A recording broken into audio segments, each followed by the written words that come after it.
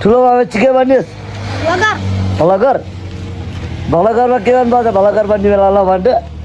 ल है गाइसहरू भाइहरूले यस्तो के भन्छ भने भलगर बन्ने रे ठुलो भएपछि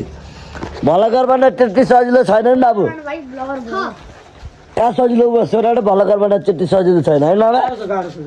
गाह्रो छ पढ्न पर्छ बाबु धेरै पढ्न पर्छ बच्चैदेखिबाट साइकल उडाउने साइकलको भिडियो बनाएर हाल्नलाई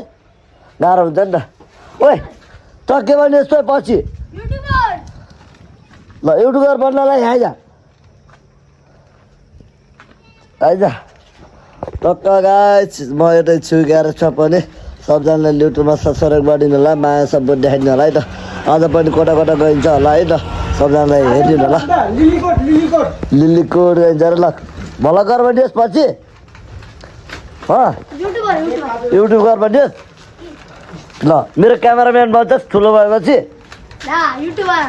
मेरो क्यामेराम्यानमा तलमा पैसा दिन्छु मेरो युट्युबमा पैसा आउँछ उहाँ सोध्छ ऊ आउँछ ल त बुलेट त्यही पैसा आउँछ कि उसले नगरेर अब गर्छ कि अब पैसा आउँछ यो बाइक अब मैले किन्छु अब यो बाइक लगाइस् यो बाइक पनि अब मैले चाहिँ हल्कालाई सिप निकालेँ भने चाहिँ यो बाइक पनि मैले लग्छु होला है त पछि हेर्नुहुन्छ सबजनाले ग्यारेज अब हजुरहरूलाई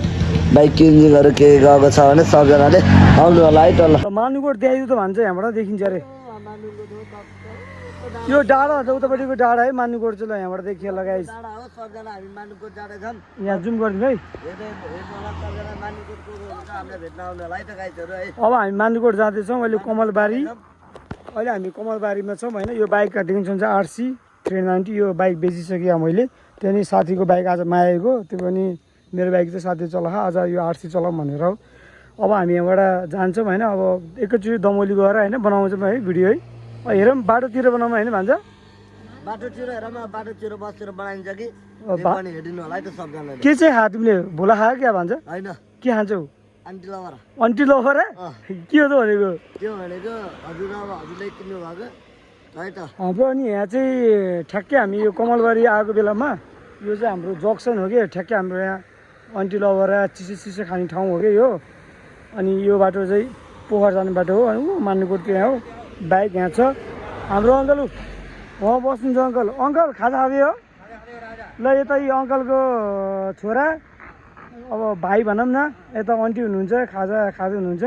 अनि हाम्रो भान्जा यता अब भान्जा उतै गएर भेटौँला है